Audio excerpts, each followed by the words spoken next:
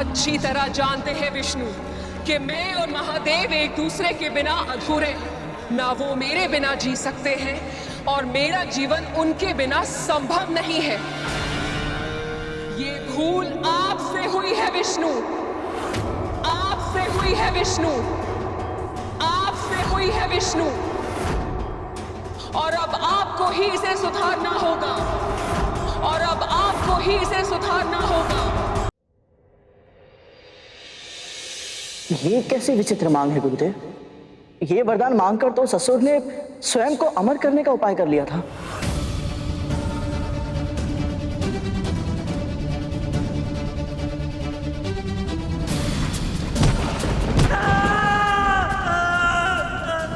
मैंने भूलवश अपने पुत्र का डिंब फोड़ा था। मेरी उस भूल का दंड अरुण आज तक भोग रहा है। माता पिता जब ना चाहते हुए भी अपनी संतानों को कष्ट दे बैठते हैं, उसकी पीड़ा कितनी अधिक होती है ये मैं समझ सकती हूँ।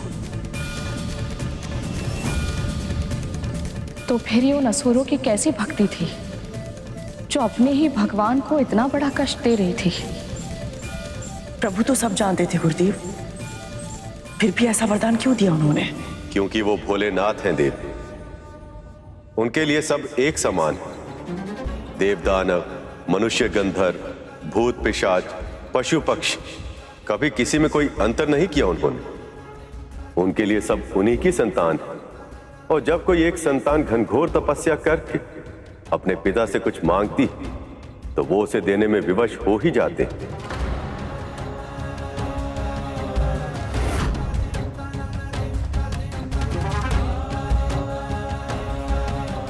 मौन क्यों है महादेव? वरदान दीजिए। तुम्हारी ये इच्छा उचित नहीं है गजमुखासुर।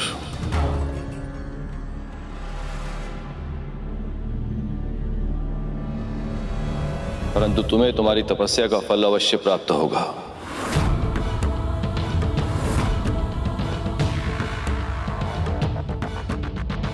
यदि यही तुम्हारी इच्छा है तो मैं इसे अवश्य पूर्ण करूंगा।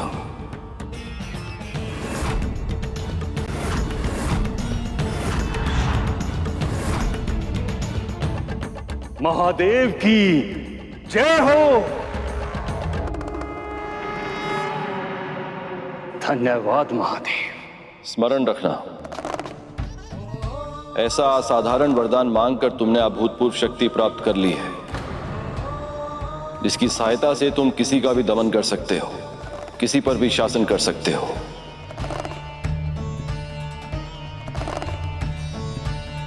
इस क्षमता का अर्थ यह नहीं कि तुम्हें ऐसा ही करना भी होगा। सही अर्थों में शक्तिशाली वो होता है जिसे वरदान से प्राप्त हुई शक्ति के उपयोग की ना तो आवश्यकता हो और ना ही इच्छा। इसलिए मेरा सुझाव यही है गजमुखासुर, इस शक्ति का उपयोग उसी स्थिति में करना जब प्रश्न तुम्हारी आत्मरक्षा का हो और संकट तुम्हारे प्राणों का हो।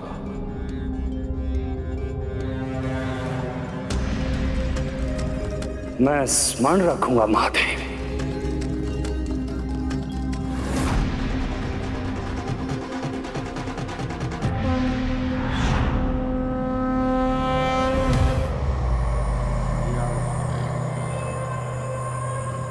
एक बार मेरे भाई की तपस्या भी पूर्ण हो जाए, तत्पश्चात उस इंद्र से उसका स्वर्ग छीन लेंगे हम।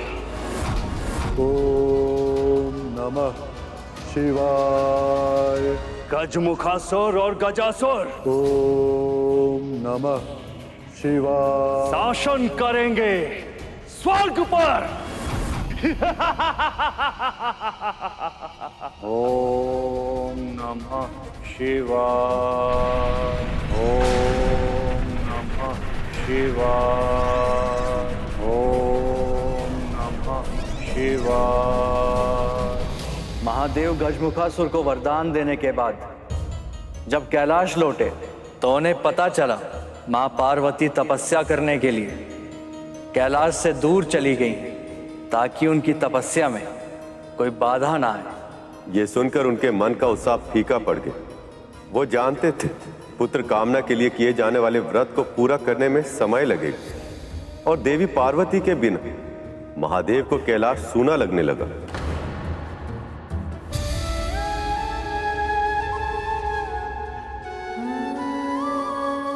मैं भैया विष्णु के अवतार कृष्ण जैसा ही एक बालक चाहती हूँ जिसे मैं गोद में खिला सकूं। तब तो आपको पुण्य व्रत रखना होगा देवी। जाने से पहले मैं आपसे मिल के गया था पार्वती। आप भी जाने से पूर्ण एक बार मिल तो लेती। ओम नमो नारायणाय। ओम नमो नारायणाय।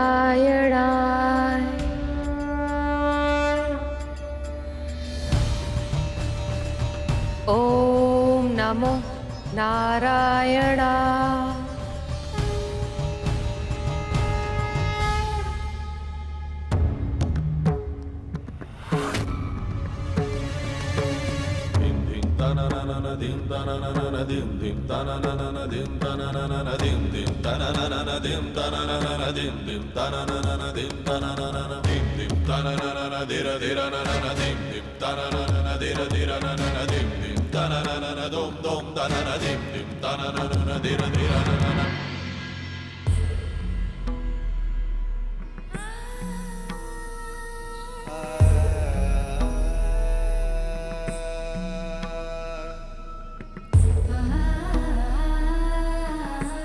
प्रभु, आप क्यों कष्ट कर रहे हैं? एक नए जीवन को जन्म देने के प्रयास में किए गए श्रम का प्रमाण देते इन हाथों को धोकर उस जल से प्रेम की गंगा बहाने में कैसा कष्ट प्रिय।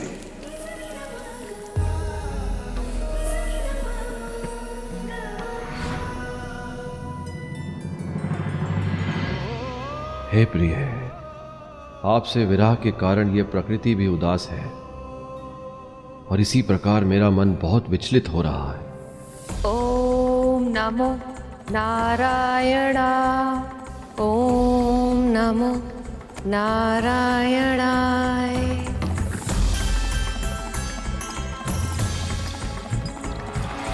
प्रभु, भोजन प्रभु।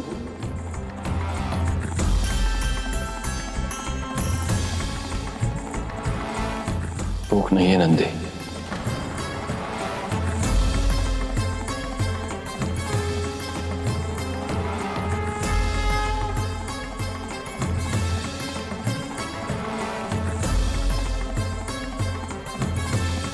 ओम नमो नारायणाय। ओम नमो नारायणाय।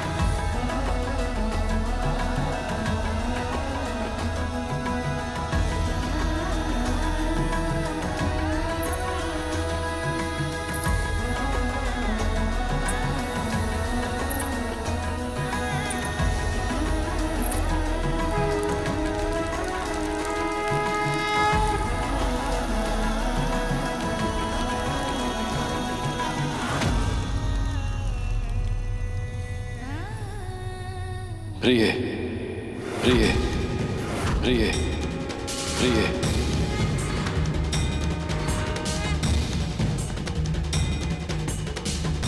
ओम नमो नारायणाय।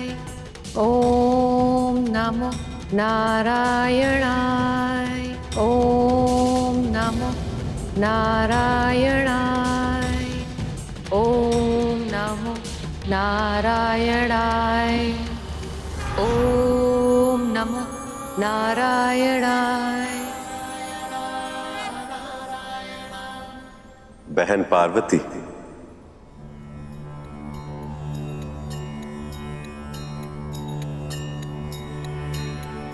प्रणाम भैया। अपने व्रत को जिस निष्ठा और भक्ति से आपने पूर्ण किया, मैं उससे बहुत प्रसन्न हूं बहन। कहिए, आपको क्या वरदान चाहिए? मेरे मन की इच्छा तो आप अच्छी तरह से जानते हैं भैया। मैंने जब से आपके कृष्ण अवतार के बाल रूप के दर्शन किए हैं, तब से हर क्षण मैं वैसे ही दुख हरने वाले, सुख की वर्षा करने वाले नटखट पुत्र की कामना करती रहती हूँ। मैं भी ऐसा ही पुत्र चाहती हूँ भैया, जिसकी बाल लीलाएं मन मोह लें, जो ज्ञान गुण का सागर भी हो और मन हर्षाने वाली गागर भी, जिसके दर्शन मात्र से सारी इच्छाएं, सारी मनोकामनाएं पूर्ण हो जाएं। ऐसे वंदनीय पुत्र की मुझे प्राप्ति हो, जिसमें आपके कृष्ण रूप का एक अंश भी हो।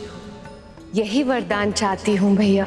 ये इच्छा केवल आपके लिए ही नहीं, मेरे लिए भी सुखकारी होगी बहन। बहुत शीघ्र आपको मनवांछित संतान होगी।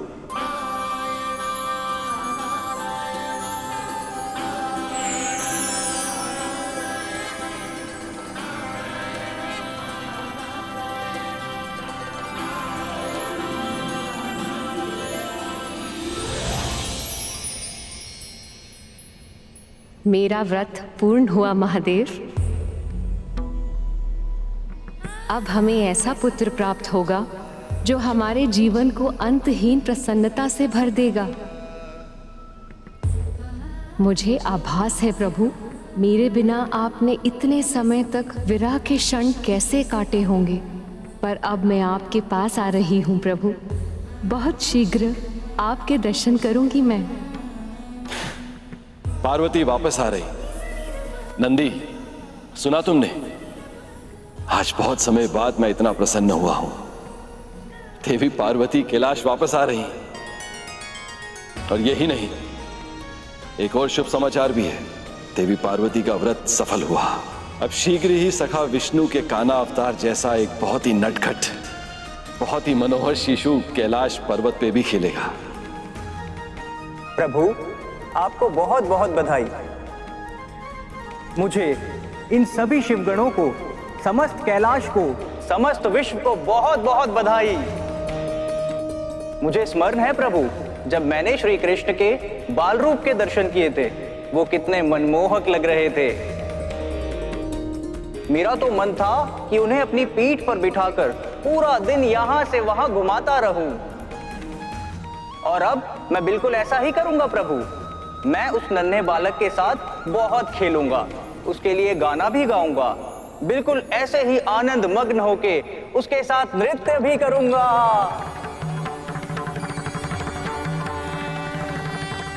बस बस, अब मैं चाहता हूं कि हम देवी पार्वती के आने की तैयारी करें। वो इतने समय के बाद तपस्या करके लौट रही हैं। याद रहे, आते ही उनकी थकान मिट जानी चाहिए। आप निश्चिंत रहिए प्रभु, माँ के स्नान, भोजन, विश्राम, हर आवश्यकता का प्रबंध मैं पहले से ही करके रखूंगा। तुम सब चलो मेरे साथ।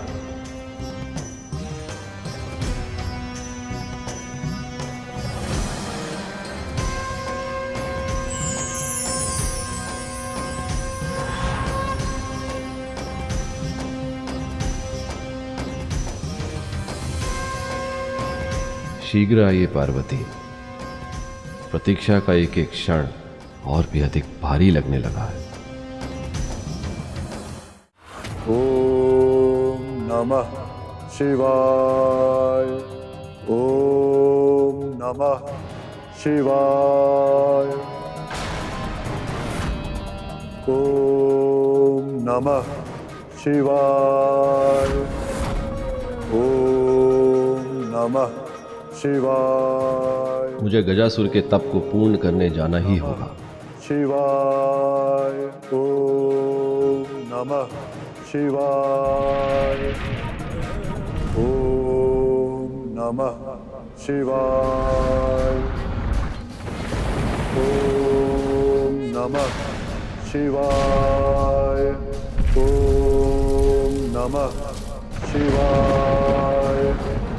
ओम नमः शिवाय। क्या कारण है संसार में इस विनाश का? शिवाय। नमः ये गजासुर का तप और तीव्र होता जा रहा है, सृष्टि में विकट परिस्थितियां उत्पन्न कर रहा है। ओम नमः शिवाय। ओम हे नारायण, ये कैसा अनर्थ है? ओम नमः महादेव का ये कौन भक्त है जिसके तप के प्रभाव में सारे संसार में त्राही त्राही मची हुई है। ओम नमः शिवाय। ओम नमः शिवाय। प्रभु, ये तो बहुत प्रसन्नता का अवसर है, किंतु आपके मुख पर चिंता की छाया क्यों प्रभु? गजासुर का तप पूरा हो गया है नंदी, मुझे उसे दर्शन देने जाना होगा। पर प्रभु, अभी तो माँ आने वाली है, आप उनसे मिले बिना कैसे जा सकते हैं?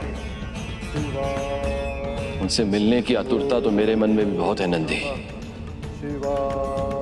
यदि शीघ्र ही मैंने गजासुर के तप को विराम नहीं दिया तो इस संसार का हित भी हो सकता है।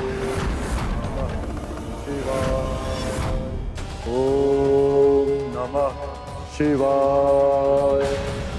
ओम नमः शिवाय। अब तक तो माँ को आ जाना चाहिए था, इतना विलंब क्यों हो रहा है उन्हें?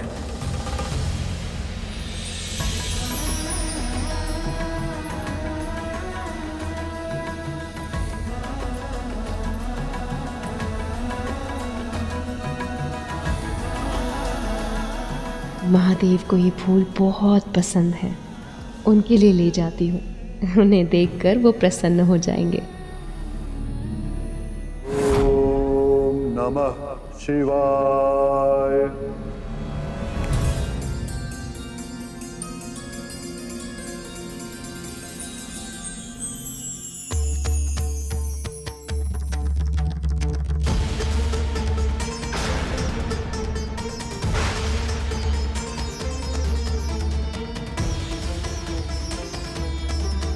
रक्तिम बादल, इसका अर्थ है मुझे शीघ्रता करनी होगी, अन्यथा पूरी सृष्टि विपदा में भी गिर सकती है। ओम नमः शिवाय। ओम नमः शिवाय। ओम नमः शिवाय। ओम नमः। गजासुर का ताप तो संसार को विनाश के मुख की ओर लेकर जा रहा है। महादेव को इस संकट का निवारण शीघ्र ही करना होगा। शिवाय। ओम नमः शिवाय। गजासुर का तप निरंतर और तीव्र होता जा रहा है। शिवाय। ओम नमः शिवाय। ओम नमः शिवाय।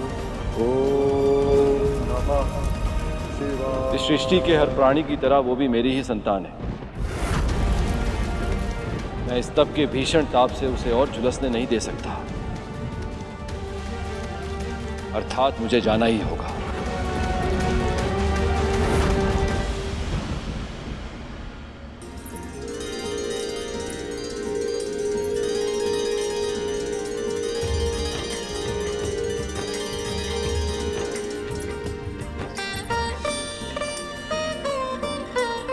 लंबे विरह के बाद होने वाले मिलन की प्रसन्नता से खिले ये फूल, प्रेम की कभी न समाप्त होने वाली आँच से जलते ये दीप, और यहाँ तक कि मेरे प्रिय भोजन की सुगंध, ये सब मुझे बता रहे हैं कि महादेव ने मेरे स्वागत की कितनी विशेष तैयारी की है। परंतु वो स्वयं कहाँ है? ओम नमः शिवाय। ओम नमः शिवाय। ओम नमः शिवाय।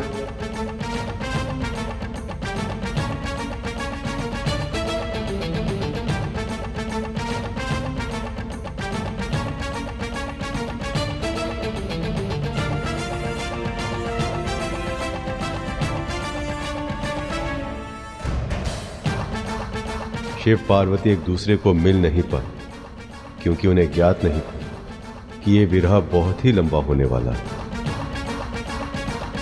कितना निष्ठुर है समय। यदि प्रभु एक क्षण रुक जाते तो कम से कम माँ से भेंट तो कर पाते। कितने समय से वो उनकी प्रतीक्षा कर रहे थे। और माँ भी कितनी उत्साहित थी प्रभु से मिलने के लिए, पुत्र प्राप्ति की सूचना देने के लिए, अपनी प्रसन्नता प्रभु के साथ बांटने के लिए। परंतु कैलाश में महादेव को ना पाकर माँ को कितनी पीड़ा हुई होगी। प्रणाम स्वीकार कीजिए स्वामी।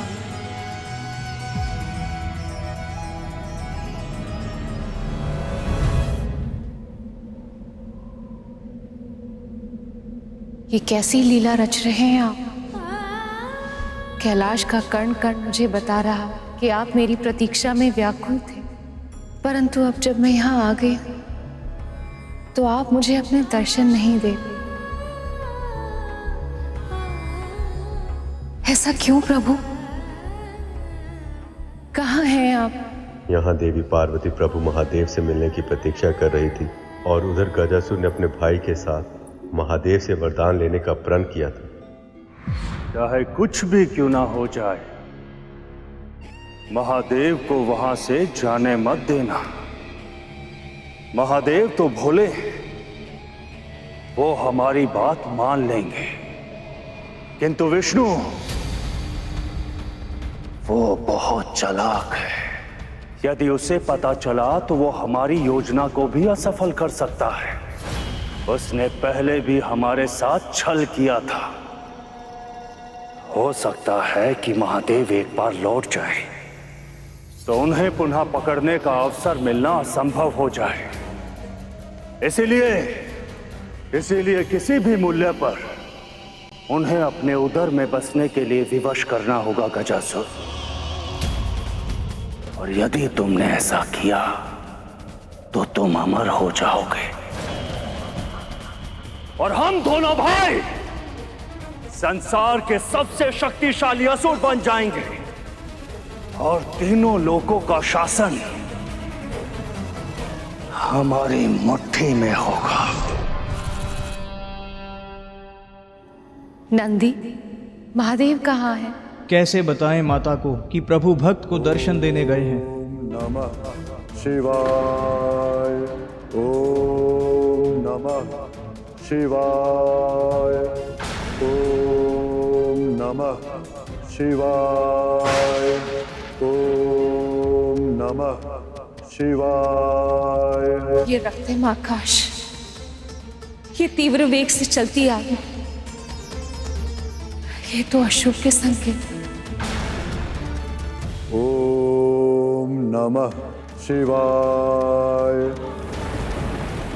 ओम नमः शिवाय।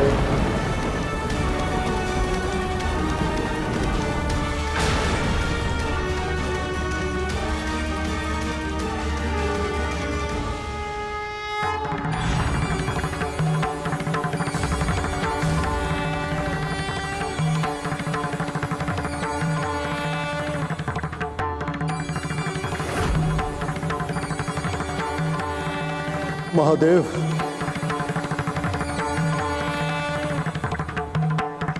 प्रणाम महादेव। तुम्हारी तपस्या पूर्ण हुई गजासुर। अमरता के अतिरिक्त जो मांगना है मांगो वरदान में।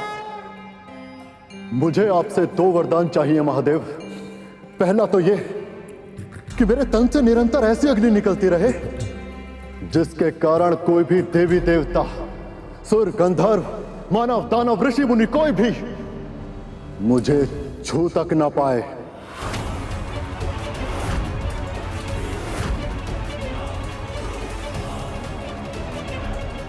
तथास्तु।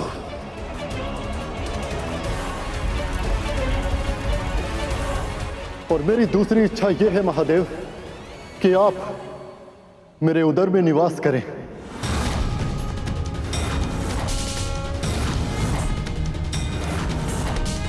अब से यही आपका निवास स्थान होगा प्रभु, सदैव सदैव के लिए।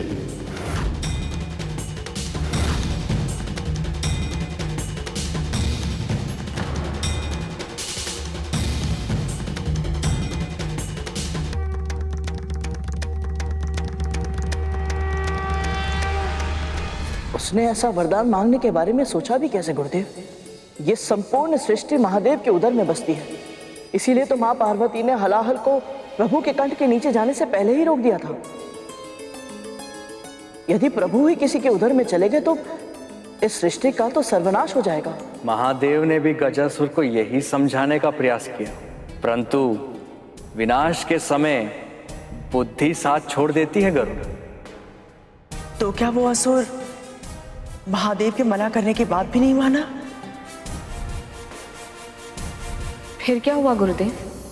व्रत वो अनुष्ठान है गरुड़ जिसके माध्यम से भक्त भगवान को भी बांध देता है। जब ऋषि सूर्य के उदय होने से पहले अर्घ देने का अनुष्ठान करते हैं तो सूर्य देव को भी अपनी परिक्रमा पूरी करके ठीक समय पे उनके सामने प्रकट होना ही पड़ता है। यही नियम है। इसी अनुशासन से संसार का संतुलन सदा है। गजासुर की इच्छा अनुचित अवश्य थी, पर तपस्या की शक्ति से बंधे महादेव उसे अस्वीकार नहीं कर सकते थे। पर हां, उन्होंने गजासुर से एक विनती अवश्य की थी। यदि यही तुम्हारी इच्छा है गजासुर, तो मैं उसे अवश्य पूर्ण करूंगा, परंतु तुम्हें मुझे समय देना होगा। बड़ी तपस्या के बाद आज देवी पार्वती कैलाश लौट रही है और मुझे वहां ना पाकर वो अत्यंत व्याकुल हो जाएंगे। सत्य तो यह है कि मैं भी उनसे मिलना चाहता हूं।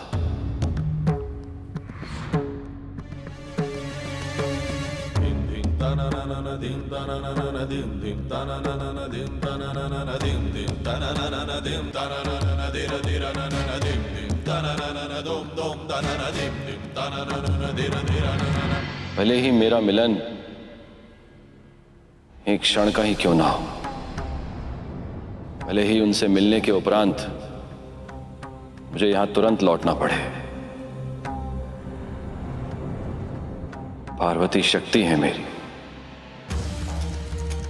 प्रभु से वियोग के कारण विचित्र सी बेचैनी का आभास हो रहा है मुझे उनसे भेंट करनी ही होगी। क्षमा कीजिएगा महादेव, परंतु यदि आपको यहां से जाने दिया तो बहुत बड़ा संकट उत्पन्न हो सकता है मेरे लिए, और मुझे अपने प्राण अत्यधिक प्रिय हैं। आपने मुझे वर दिया है महादेव, और आपको अपने वचन का पालन तो करना ही होगा। इसी क्षण से आपको मेरे उदर में निवास करना ही होगा प्रभु। गजासुर की मांग सुनकर समस्त संसार में त्राही त्राही मच गई। सब यही सोच रहे थे कि यदि महादेव ने गजासुर की मांग पूरी कर दी तो पार्वती से शिव का मिलन कैसे हो पाएगा। जब मैं आपको पति के रूप में पाना चाहती थी, तब मैंने आपके लिए 1 सहस्त्र वर्षों तक तपस्या की थी प्रभु। क्या मुझे पुत्र प्राप्ति के लिए इतनी लंबी प्रतीक्षा करनी होगी महादेव? मुझे क्षमा करना पार्वती, मुझे क्षमा करना पार्वती, मुझे क्षमा करना पार्वती, मुझे क्षमा करना पार्वती। कुछ बहुत ही अनुचित होने वाला है, बहुत ही भयंकर, बहुत ही विनाशकारी।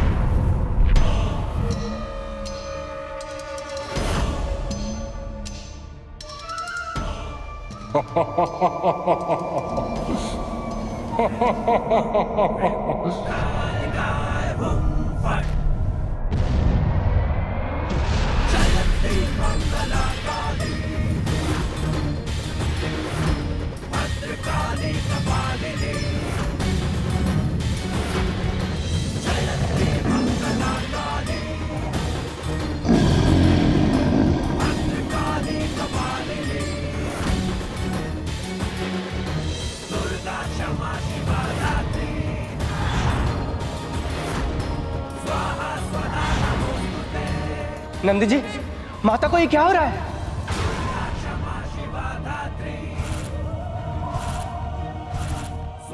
माँ के भीतर जो प्रेम की ऊष्मा थी वो अब क्रोध की ज्वाला बन रही है। माँ अपना रौद्र अवतार, दुर्गा अवतार ले रही है।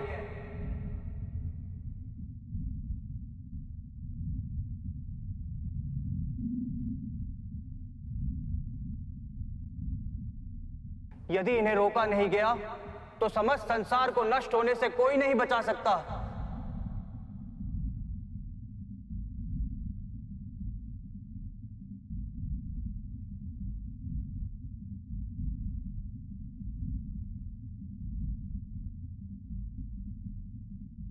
ब्रह्मा विष्णु प्रकट हो। जब स्वयं शक्ति ही क्रोध करे तो इस जगत की रक्षा कौन करे? सखी पार्वती के क्रोध को शांत करने की क्षमता केवल महादेव में है, ब्रह्मदेव। और अब वही गजासुर के उदर में है। ऐसे में कौन शांत करा सकता है इन्हें?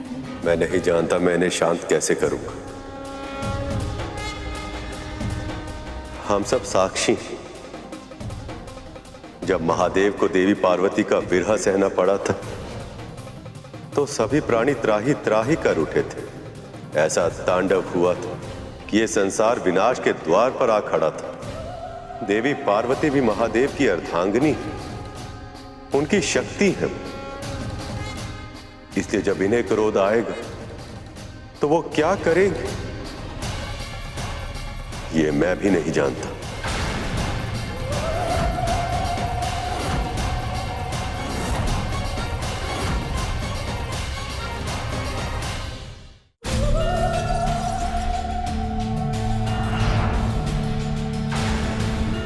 देवी, आपके पास तो हर क्षण का लेखा जोखा होता है। बताइए कहाँ है महादेव?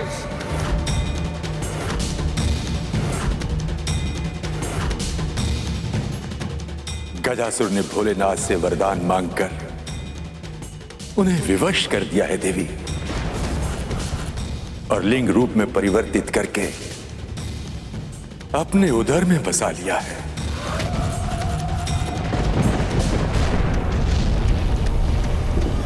गजासुर!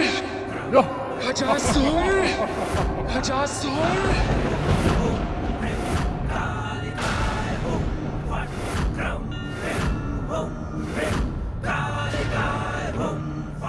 शांत हो जाइए देवी, क्रोध का त्याग कीजिए। इस संसार में सब आपकी ही तो संतानें, उनके बारे में सोचिए देवी। आपके इस रौद्र रूप से सब नष्ट हो जाएगा। शांत हो जाइए। कितने निष्ठुर हैं आप। आप तो इस संसार के संचालक हैं और फिर भी आपने मेरे साथ इतना बड़ा अन्याय कर दिया। मुझे मनवांछित वरदान तो दिया, पर मेरे पति की, अपने सखा महादेव की रक्षा नहीं की आपने।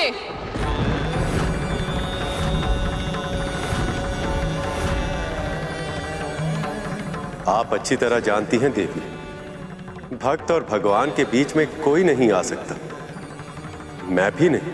पर भक्ति तो मैंने भी आपकी की थी विष्णु,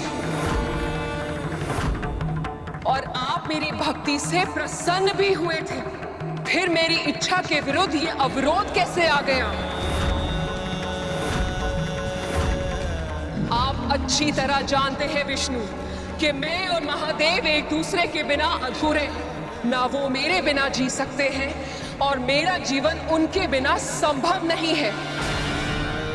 ये भूल आपसे हुई है विष्णु, आपसे हुई है विष्णु, आपसे हुई है विष्णु, और अब आपको ही इसे सुधारना होगा, और अब आपको ही इसे सुधारना होगा।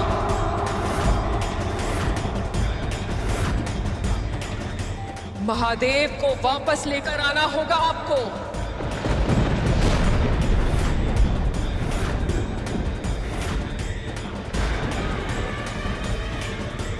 देवी, मैं कैसे? क्यों और कैसे का उत्तर आप स्वयं खोजिए विष्णु, पर कब का उत्तर मैं आपको अवश्य दूंगी। मंगल स्नान के बाद मेरी पूजा समाप्त होने से पहले तक यदि महादेव मेरे पास वापस नहीं आए तो मैं आपकी प्रतीक्षा नहीं करूंगी। स्वयं उस गजासुर का वध करके अपने पति को मुक्त कराऊंगी मैं।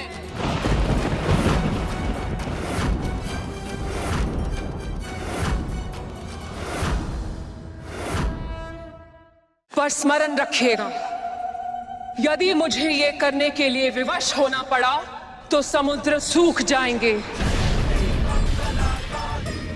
पर्वत भस्म का ढेर बन जाएंगे, धरती अग्नि उगलेगी और बादल रक्त की वर्षा करेंगे। यदि मुझे रौद्र रूप धारण करना पड़ा तो ये संसार नष्ट हो जाएगा विष्णु।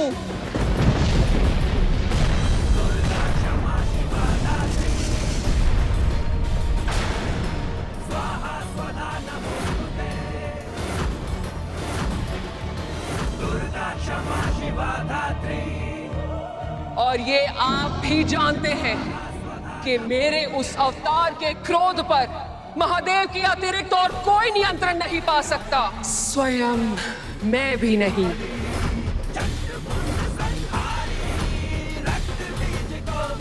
तो फिर प्रभु ने क्या किया गुरुदेव? गजासुर का पहला वरदान तो ये था कि उसे कोई छू भी नहीं पाएगा। तो फिर प्रभु विष्णु महादेव को छुड़ाकर कैसे लाए? प्रभु विष्णु के लिए समस्या केवल गजासुर नहीं था, उसका भाई गजमुखासुर भी था, जो सृष्टि में अंधेरा होते ही समझ गया था कि उसके भाई की तपस्या पूरी हो गई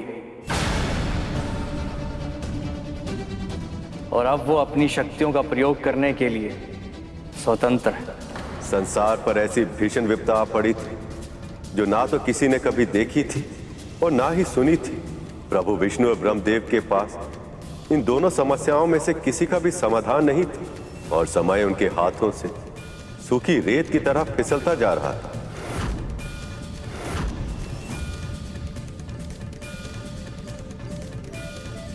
आप चिंता मत कीजिए देवी, प्रभु विष्णु ऐसा ही करेंगे।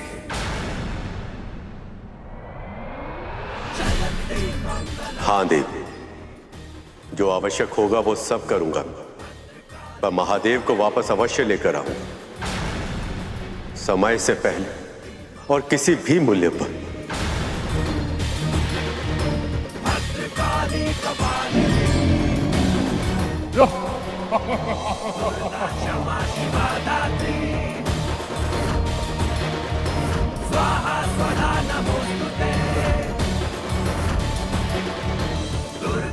देवी पार्वती को मैंने वचन तो दे दिया, किंतु गजासुर को मिले वरदान के कारण उसे हराना असंभव।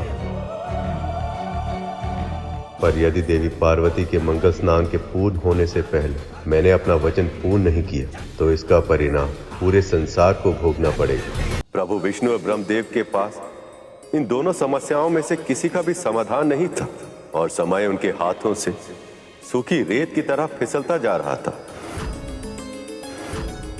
क्योंकि देवी पार्वती अपना मंगल स्नान आरंभ कर चुकी थी।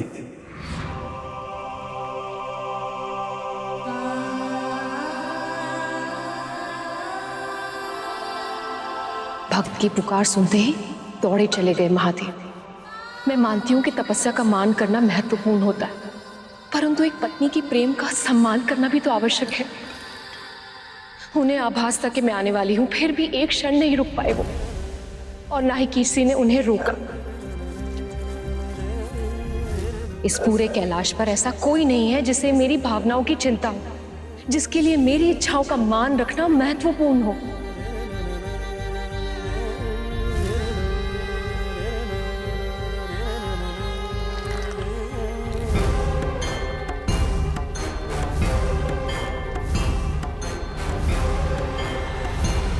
अब जो मेरा पुत्र होगा वो मेरी हर आज्ञा का पालन करेगा। जिस तरह यशोदा का कान्हा उन्हें सताता है, परंतु सबसे अधिक प्रेम भी वो उन्हीं से करता है, ठीक वैसे ही मेरा पुत्र भी मेरे साथ ऐसा ही करेगा। मेरे लिए सबसे टकरा जाएगा वो, डांट पड़ने पर कान पकड़कर क्षमा भी मांगेगा, और यदि उसने शरारत की तो उसे भी मैं ओखली से बांधकर दंड दूंगी। नहीं नहीं, मैं ये नहीं कर सकती, मैं उसे इतना बड़ा दंड नहीं दे सकती। कान्हा माखन चुराता है तो यशोदा उसे डांट देती है, परंतु मैं अपने पुत्र को एक से एक उत्तम व्यंजन बनाकर खिलाऊंगी, और तब तक खिलाऊंगी जब तक उसके पेट के साथ साथ उसका मन नहीं भर जाता। अपने पुत्र के मन, मस्तिष्क, यहाँ तक कि प्राण वायु को भी मैं स्नेह से भर दूंगी। और ऐसे ममता भरी भावना से मां पार्वती ने गढ़ी थी एक अप्रतिम रचना।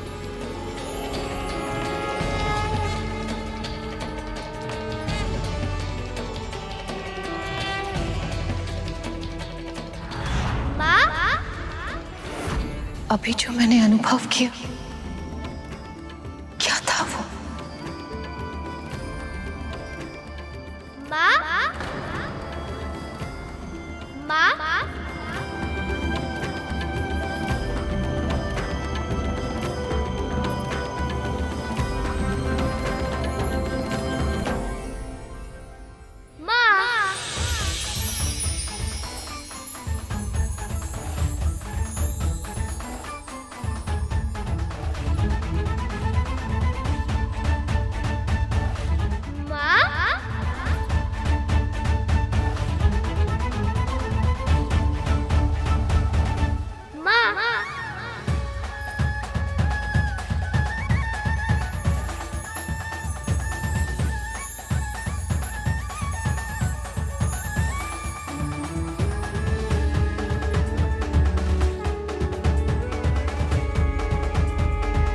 और इस सुंदर बालक को देखकर मां पार्वती ऐसे मोहित हुई कि अपने ही पुत्र को पहचान नहीं पाई। बालक? ओहो, तू कौन है? यहाँ आजा।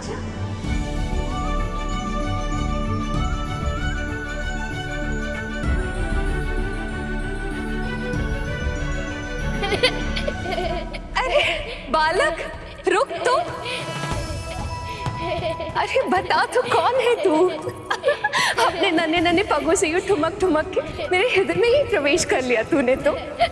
रुक रुक जा मेरा पुत्र। हाँ माँ, मैं आपका ही पुत्र हूँ, आपकी हृदय से जन्मा हूँ, केवल आपके लिए इस संसार में आया हूँ। अब से आपकी सेवा ही मेरा सुख, और आपका सुख ही है मेरा उद्देश्य। एक माँ के लिए सबसे बड़ा सुख होता है अपनी संतान से प्रेम और अनुराग पाना। माँ पार्वती को भी यही प्रसन्नता थी कि अब कोई कैलाश में उनके दुख और सुख का ध्यान रखने वाला आ गया है।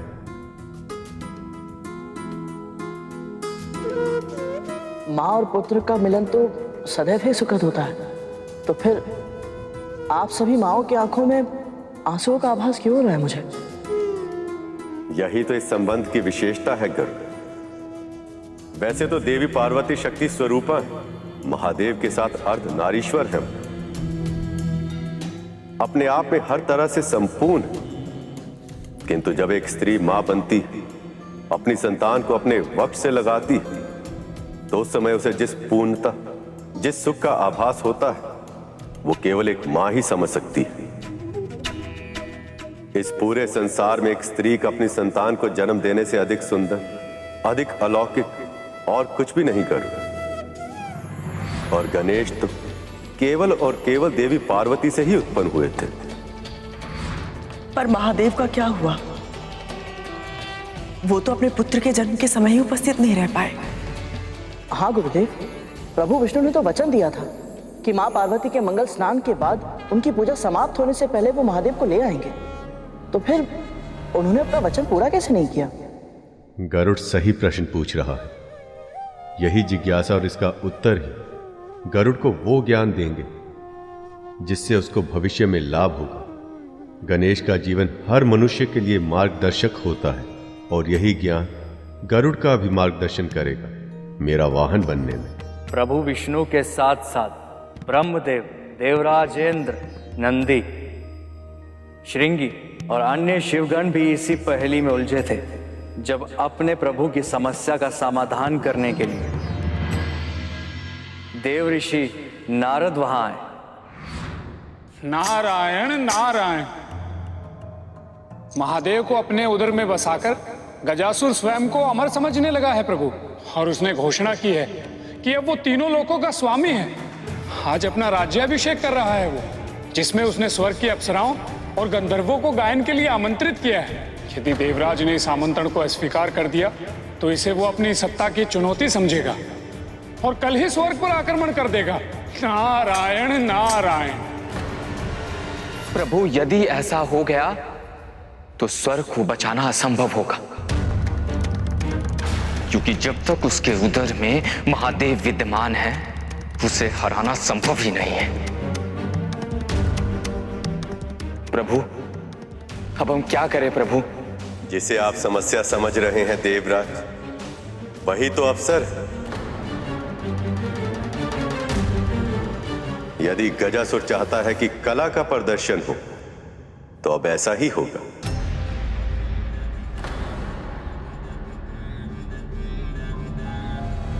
हम छद्म वेश में वहां जाएंगे और अपनी कला का ऐसा प्रदर्शन करेंगे कि गजासुर हमें हमारी इच्छा के अनुसार पुरस्कार देने के लिए विवश हो जाएगा।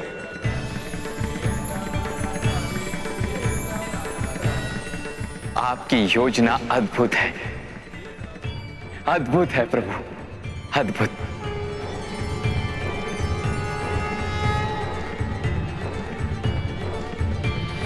एक और प्रभु विष्णु, इंद्र, नंदी, श्रृंगी और अन्य सभी शिवगण महादेव को मुक्त करने के अभियान पर निकले।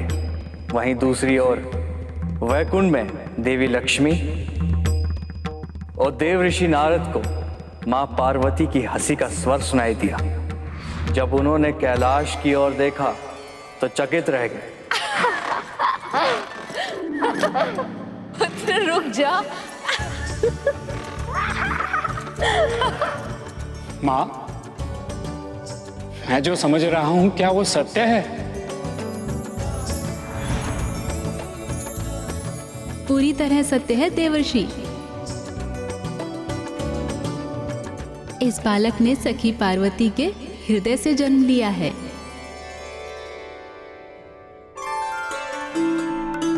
और उनकी इच्छा अनुसार ये भी प्रभु नारायण के श्री कृष्ण अवतार की तरह नटखट और मनमोहक है। सत्य सखी, फिर तो इस बालक को मैं निकट से देखूंगी।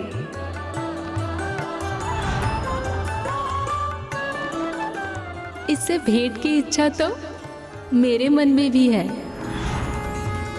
नारायण नारायण। माओ को अपने आकर्षण में बांध लेना और स्वयं ममता की डोरी में बन जाना, ये तो कोई आपसे सीखे प्रभु। बस कर पुत्र, बस रुक जा, आगे आ। बहुत थक गया होगा ना? चल तेरा हाथ मुंह धुला के तुझे भोजन करा देती हूँ।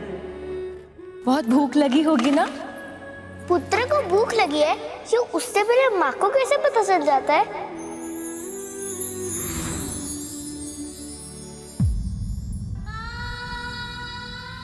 ले गरुड़, भूख लगी होगी ना? भर पेट भोजन करना। बढ़ते तन को पोषण की आवश्यकता होती है। मेरी माँ को भी ऐसा ही आभास होता है। हर माँ का हृदय, चाहे वो माँ पार्वती हो या मेरी माँ विंता, सबका हृदय एक समान होता है। पुत्र, सभी माताएं गणेश के पास पहुंची।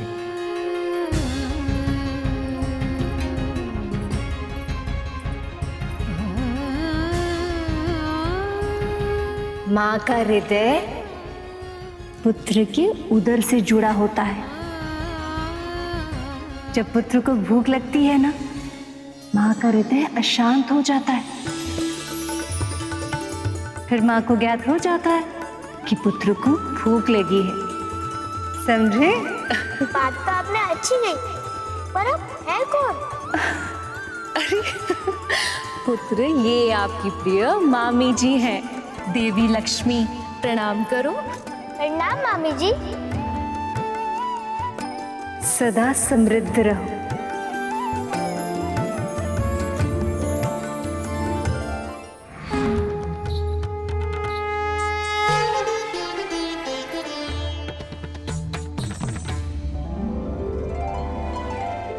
और पूरा ब्रह्मांड गणेश को अपने पुत्र की भांति प्रेम दे रहा था, आने वाले विपदा से बिल्कुल अनजान।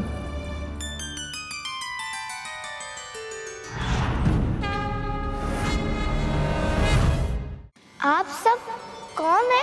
हम तुम्हारी माँ हैं। आओ पुत्र, निकट आओ। आओ पुत्र, हमारे पास आओ।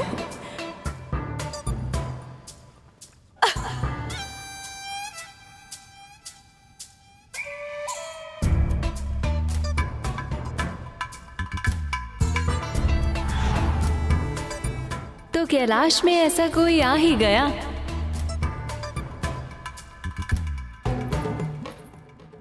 जो महादेव का नहीं, देवी पार्वती का भक्त है। बधाई हो देवी, आपकी तपस्या का फल आपको मिल ही गया। आपने जैसी कल्पना की थी, बिल्कुल वैसा ही पुत्र मिला है आपको। पुत्र, आगे आओ। सच, ये तो मेरी कल्पना से भी अधिक मनमोहक है।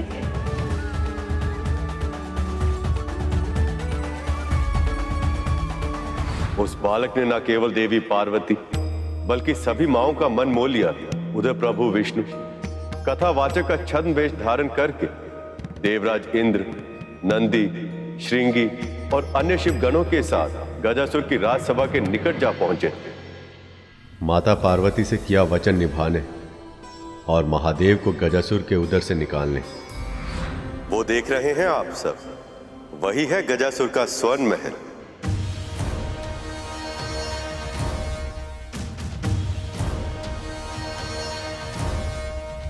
प्रभु, इसकी छटा तो बहुत ही निराली है। हाँ प्रभु, ऐसे स्थान पर हमें प्रवेश कैसे मिलेगा?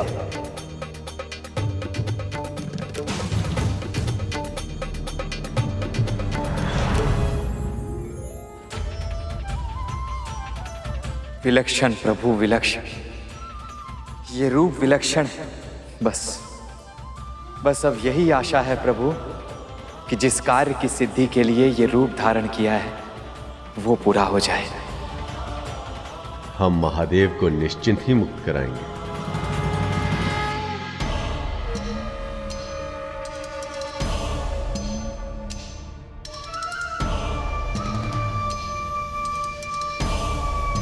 गजमुखासुर प्रश्न पूछे तो मौन रहना बुद्धिमानी नहीं होती। कौन हो तुम सब और यहां क्यों आए हो?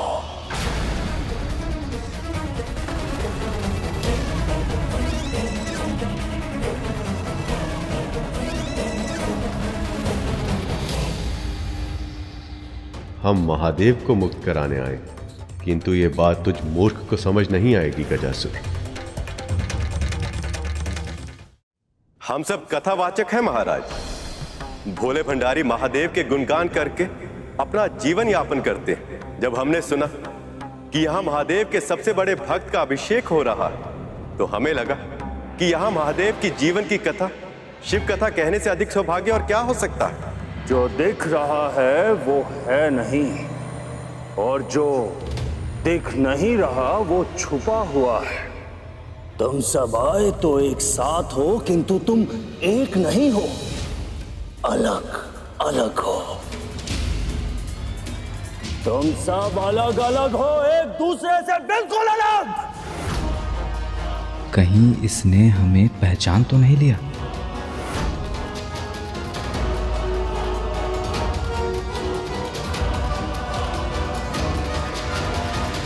आप सही कह रहे हैं महाराज, हम सब अलग अलग ही हैं।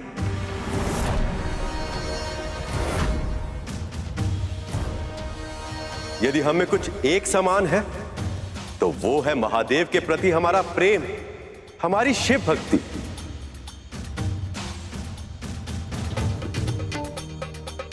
अब आप ही बताइए, इससे अधिक महत्वपूर्ण और क्या हो सकता है? तुम सब सत्य कहा तुमने, परंतु अब कहते ही रहोगे या कुछ सुनाओगे भी? शिव कथा सुनने के लिए अत्यधिक आतुर हूं मैं। राक्षस होकर भी इसकी भक्ति भावना कितनी शुद्ध है।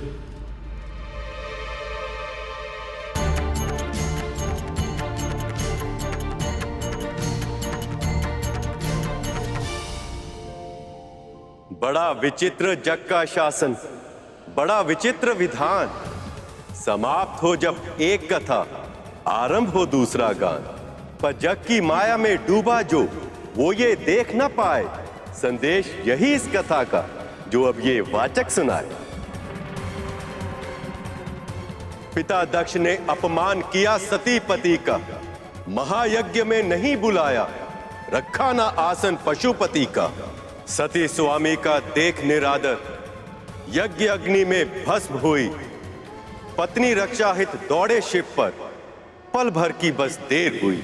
होना था जो विनाश हो चुका, प्राण प्रिया थी जा चुकी। खुला रुद्र का नेत्र तीसरा, क्रोधा अग्नि दहक उठी।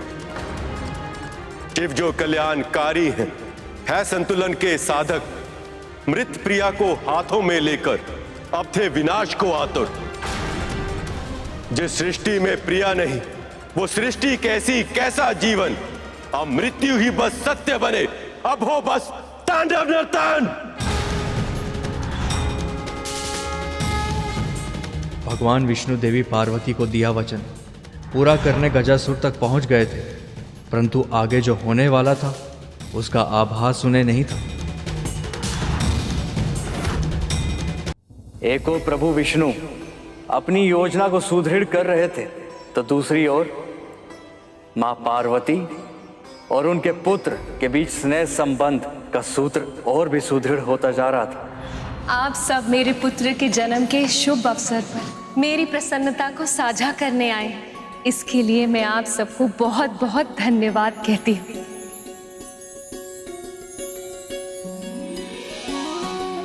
परंतु आप अब ये बताइए कि मेरे पुत्र के लिए कोई उपहार लाए हैं या फिर लाए हैं पुत्र।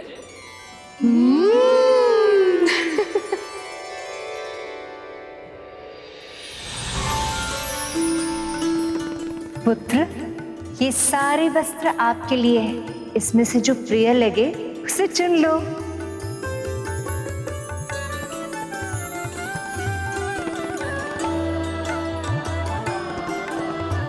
आप सही माताओं का धन्यवाद, पर मुझे तो मेरी ही माँ के दिए हुए वस्त्र ही सबसे प्रिय लग रहे हैं।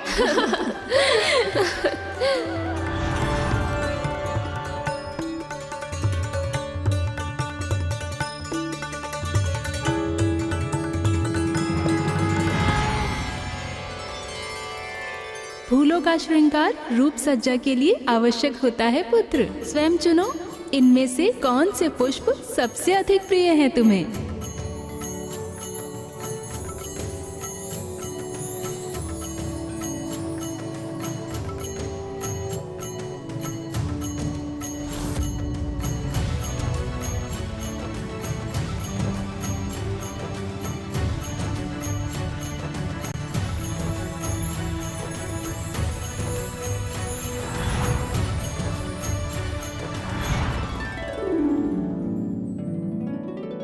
सभी माताओं का धन्यवाद, पर मुझे तो मेरी माँ के दिए लाल फूल ही सबसे प्रिय लग रहे हैं।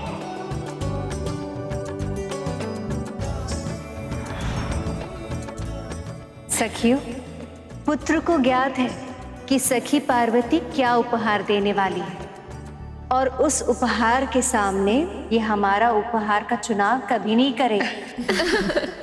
इसलिए क्यों ना हम कुछ ऐसा करें जिससे कि पुत्र को ज्ञात ही ना हो कौन सा उपहार किसका है। उचित विचार है सखी, तभी तो पता चल पाएगा कि सत्य में इन्हें कौन सी वस्तु सबसे अधिक प्रिय है। माँ, इन्हें प्रयास करने दीजिए, विजय तो आपके प्रेम की होगी।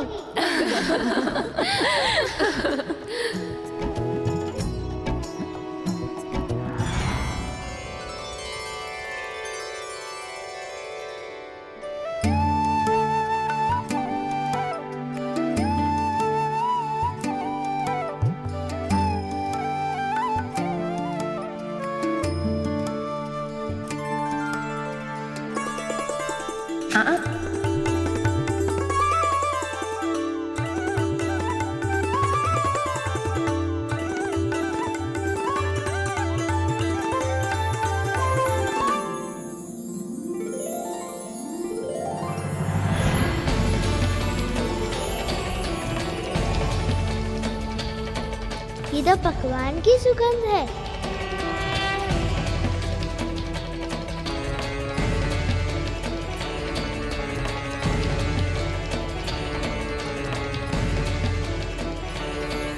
ये सारे पकवान और मिठाई की सुगंध कैसे पहचानूं माँ को?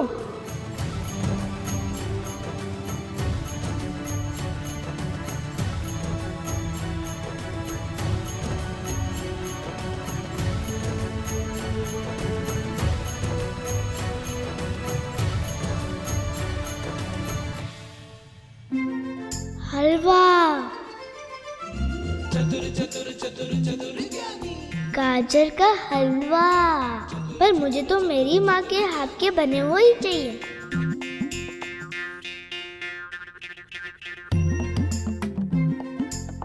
मखाने की खीर, अवश्य माँ लक्ष्मी की होगी, लेकिन माँ कहाँ है? लड्डू।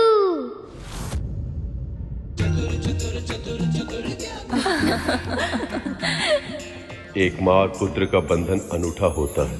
आंखों में पट्टी बांधकर पुत्र गणेश को माँ पार्वती का आभास हो गया, जैसे एक नवजात शिशु अपनी माँ का स्पर्श पाते ही चुप हो जाता है, वैसे ही बाल गणेश के लिए माँ का स्पर्श, उनकी भेंट, उनका आदेश सर्वोपरि था। मान गए पुत्र तुम्हें।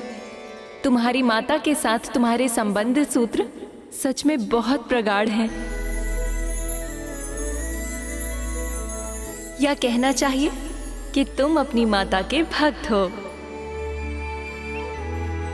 आप सब जो भी गए, पर एक सत्य ये भी है कि मुझे बहुत जोर से भूख लगी है, और आप सबने जो उपहार दिए उसे मैं व्यर्थ थोड़ी ना जाने दूंगा। सब कुछ खाऊंगा मैं। बस बस पुत्र, अब तू विश्राम कर ले, थक गया होगा। नहीं माँ, मैं आप सबके साथ समय व्यतीत करना चाहता हूँ।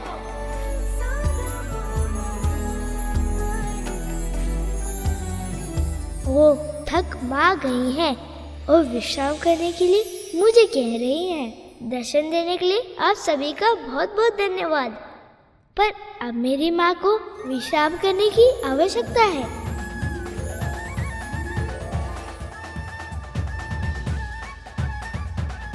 इतनी चिंता करता है मेरी, इतना ध्यान रखता है। ऐसा ही तो पुत्र चाहा था मैंने। मेरी इच्छा पूरी हो गई, परंतु प्रभु को हमारे पुत्र से मिलाने की प्रतीक्षा नहीं की जा रही मुझसे। कैलाश में देवी पार्वती को लग रहा था जैसे इस पुत्र ने जन्म लेते ही उनके सब दुख हर लिए, और उधर पाताल में प्रभु विष्णु गजासुर के सामने महादेव और देवी पार्वती का प्रसंग सुनाकर महादेव को गजासुर के उदर से निकालने का प्रयास कर रहे थे। शिव की पीड़ा असहनीय थी। प्रिया से अनंत विरह की वेदना उनके तन के कण कण से क्रोधाग्नि बनकर फूट रही थी। साक्षात मृत्यु नृत्य कर रही थी। मानो ऐसा लग रहा हो जैसे हर बीते क्षण के साथ प्रलय निकट आ रही थी। महादेव का संताप विनाश का उद्घोष बन चुका था। संसार का संहार होने ही वाला था। उन्हें रोकना आवश्यक था, किंतु किसी को यह आभास तक नहीं था कि इस असंभव कार्य को संभव कैसे बनाया जाए। तब संसार के संचालक विष्णु सामने आए और उन्होंने कुछ ऐसा किया जो अकल्पनीय था। क्या क्या किया विष्णु ने? अपने सुदर्शन चक्र से उन्होंने देवी सती के मृत तन के 52 भाग कर दिए। वो 52 भाग भारतवर्ष के विभिन्न स्थानों पर जाकर गिरे, जिनसे बने 52 शक्ति पीठ। वही शक्ति पीठ जो देवी सती के प्रखर और प्रेम पूर्वक जीवन के ज्वलन स्मृति चिन्ह के रूप में आज भी विद्यमान है। उधर विष्णु के कल्पनातीत कार्य के बाद महादेव ने अपना तांडव तो रोक दी और उससे संसार की रक्षा भी हो गई, किंतु महादेव का हृदय अब भी शोक से व्याकुल था। सती के रूप में अपनी शक्ति, अपनी आत्मा खो दी थी उन्होंने, और उनके बिना अर्धनारीश्वर अधूरे थे। शिवा और शक्ति को तो मैंने भी अलग किया है, तो क्या संकट मेरे ऊपर भी आ सकता है? अब आप विश्राम कीजिए माँ। जिस तरह थोड़ी देर पहले तू भाग रहा था ना ताकि मैं तुझे पकड़ ना पाऊं, ठीक वैसे ही मेरी नींद भी भाग गई है तेरी मनमोहक बातें सुनकर। इसीलिए तू अब मेरी चिंता छोड़ और ये बता क्या करना चाहता है तू? अच्छा, तो झूला झूलना है तुझे? आजा फिर।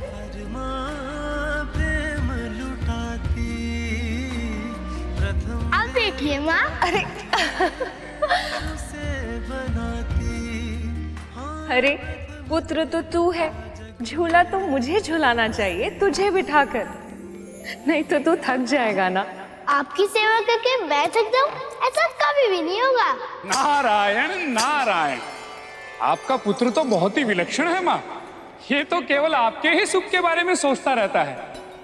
प्रणाम देवर्षि। प्रणाम देवर्षि। आ गया, बहुत ही उचित समय पर आए हैं आप शीघ्र ही इसे आशीर्वाद भी दे दीजिए। अवश्य माँ।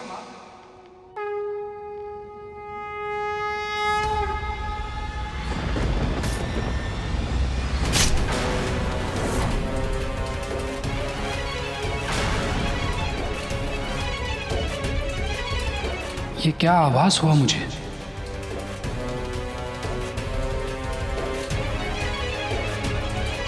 मुझे वरदान दीजिए कि मेरी मृत्यु केवल उसी के हाथों हो पाए जिसका जन्म केवल और केवल माता से हुआ हो, जिसके पिता ने स्वयं उसका शीश काटकर पुनः जोड़ा हो।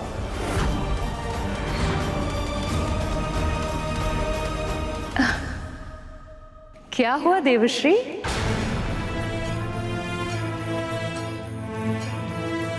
माँ को कैसे बताऊं कि मैं इनके पुत्र को दीर्घायु होने का आशीर्वाद क्यों नहीं दे सकता?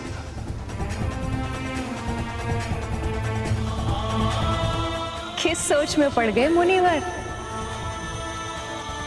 यही कि माँ, इस बालक का जन्म जितना विशेष है, इसका जीवन भी उतना ही विशेष है। और मुझे पूरा विश्वास है इसकी जीवन यात्रा बहुत ही रोचक और दीर्घ होगी।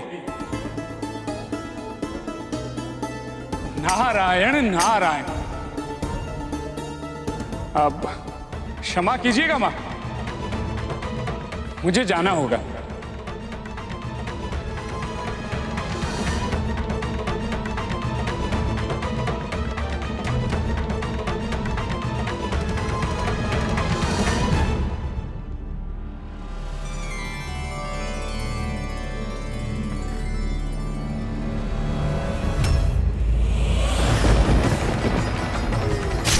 जो मैंने देखा क्या वो सच में घटित होगा?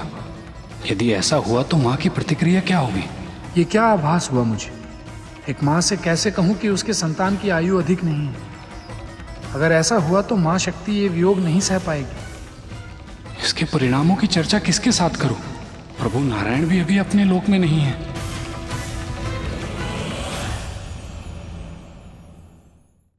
देव ऋषि नारद की यह चिंता उचित थी, क्योंकि उन्हें यह आभास था कि गजमुखासुर की मृत्यु की पहली शर्त केवल यही बालक पूरी कर सकता था, क्योंकि उसका जन्म केवल मां से हुआ था।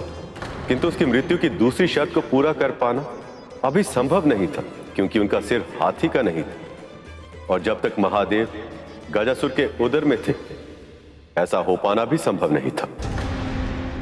आपके कहने का अर्थ यह है गुरुदेव, यदि महादेव गजासुर के उदर में रहते तो संसार संकट में आ जाता, और यदि बाहर आ जाते तो उनके पुत्र के प्राण संकट में पड़ जाते। फिर क्या हुआ गुरुदेव? मां पार्वती अपने पुत्र पर आने वाले संकट से अनभिज्ञ थी। वहां प्रभु विष्णु महादेव को मुक्त कराने का कठिन प्रयास कर रहे थे। जैसे विक्षिप्त हो गए ऐसे अपनी प्रिया की स्मृति में खोकर जोगी बनकर वन वन भटकने लगे। उनके कष्टों की अधिकता देवगणों के मन में शूल बनकर चुभ रही थी। वो जानते थे कि संसार को भोलेनाथ अब तभी मिल सकते हैं जब भोलेनाथ को एक बार फिर से प्रेम मिल जाए। ऐसे में देवी सती का पुनर्जन्म हो देवी पार्वती के रूप में। ओम नमः शिवाय, ओम नमः शिवाय। पर प्रेम के मार्ग में अवरोध तो आते ही हैं। महादेव और उनकी प्रिया को फिर से एक होने में कई वर्ष लगने वाले थे, क्योंकि अपने संताप से भीतर ही भीतर जलते शिव शांति की खोज में तपस्या में लीन हो गए थे। ऐसे में पार्वती ने अपने स्वामी को प्राप्त करने के लिए तपस्या करने का निश्चय किया, पर उनकी मां मैनावती ये नहीं चाहती थी कि उनकी सुकोमल पुत्री इतना भीषण तप करे। पार्वती ने तपस्या में पहले भोजन छोड़ा और केवल पतियों पर निर्वाह करने का निश्चय किया, और बाद में उन्हें भी छोड़ दी। और इसी के कारण उन्हें उनका दूसरा नाम मिला, अपर्णा, अर्थात वो जो पर्ण या पतियों का भी सेवन ना करे। किंतु इतनी भीषण साधना करने के बाद भी वो महादेव का ध्यान तोड़कर उनके हृदय तक नहीं पहुंच पाई। देवों के देव महादेव और मां पार्वती सचमुच प्रेम का आदर्श स्वरूप है। एक दूसरे के साथ देने के लिए, एक दूसरे के साथ रहने के लिए इन दोनों ने कितना कुछ सहा है। और जब जब ये एक दूसरे से दूर रहते हैं इस संसार पर बहुत बड़ी विपदा आ जाती है। तुमने सही कहा गरुड़, उस समय भी महादेव और मां पार्वती दोनों फिर से एक दूसरे से दूर थे। उन दोनों को ही आभास नहीं था कि कितना बड़ा संकट उनके पुत्र की ओर बढ़ रहा है।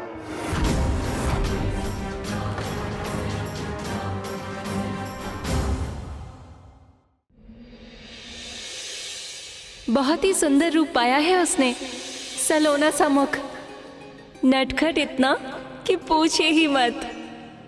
उसके हृदय में अपनी माँ के लिए इतना सम्मान, इतना प्रेम, इतनी भक्ति कि संसार की कोई भी माँ उस पर बलिहारी जाए। मैं सच कह रही हूँ स्वामी, उसे एक बार देखते ही कोई भी व्यक्ति अपनी सारी चिंताएं भूल जाए। इतना मनमोहक है वो पार्वती नंदन। बस कीजिए देवी, और मत बताइए उस बालक के बारे में। आपके वर्णन मात्र से ही उस बालक को देखने की इच्छा हमारे मन में और प्रबल होती जा रही है।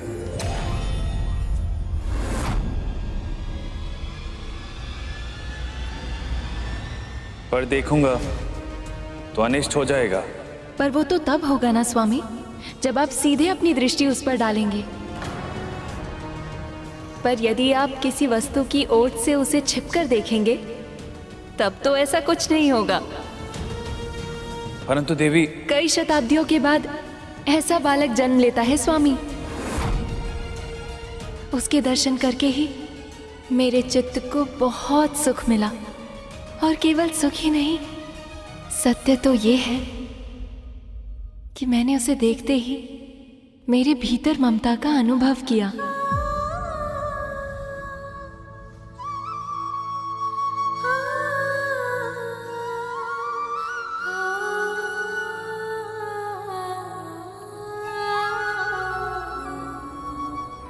माँ,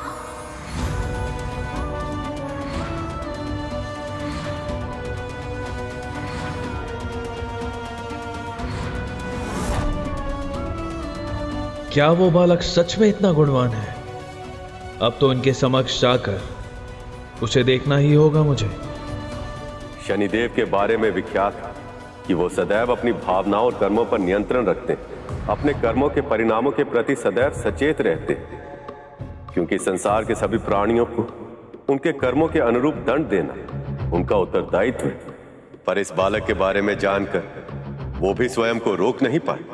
किंतु जिस शनि की दृष्टि से सारा संसार बचता है, वह स्वयं बाल गणेश की एक झलक के लिए कैलाश की ओर बढ़ रहे। किंतु नारद अभी भी गणेश को देखकर भविष्य की चिंता में थे। वो दृश्य विधाता की किसी बड़ी योजना का भाग है या फिर अनिष्ट का संकेत?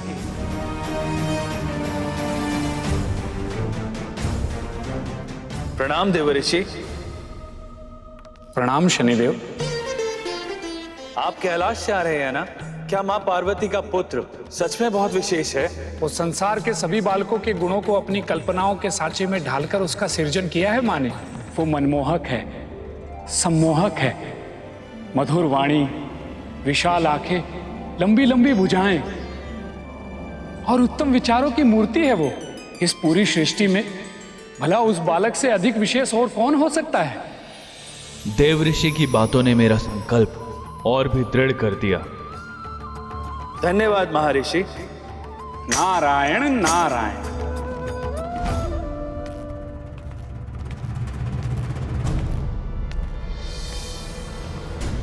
शनिदेव कहीं उस बालक से भेंट करने तो नहीं जा रहे?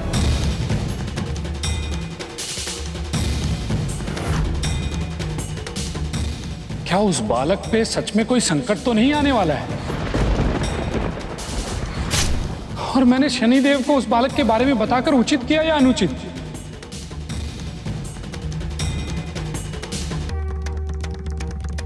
नारायण नारायण।